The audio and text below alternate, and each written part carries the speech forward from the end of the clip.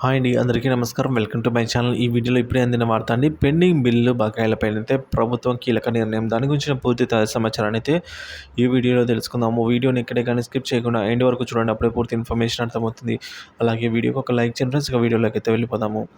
Friends, విషయానికి వచ్చినట్లయితే రాష్ట్రంలోని వివిధ శాఖల్లో పెండింగ్ బిల్లులు వివిధ పథకాల లబ్ధిదారులకు గత వైసీపీ ప్రభుత్వం చెల్లించని బకాయిల లెక్కలను అధికారులు అయితే తీస్తున్నారని, పెండింగ్ బిల్లులు వివిధ పథకాలకు సంబంధించిన బకాయిల లెక్కలే 1,00,000 కోట్ల రూపాయల వరకు ఉంటాయని అంచనా వేశారు.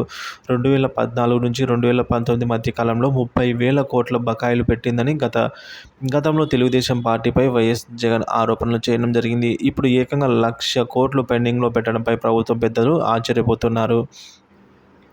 అలాగే పిల్లలకు ఇచ్చే చిక్కీలు, గుడ్లు, మధ్యాహ్నం భోజనం పథకం లాంటి పథకాలకు సంబంధించిన బిల్లులు కూడా వైసీపీ ప్రభుత్వం చెల్లించని వైనం ఏర్పడింది.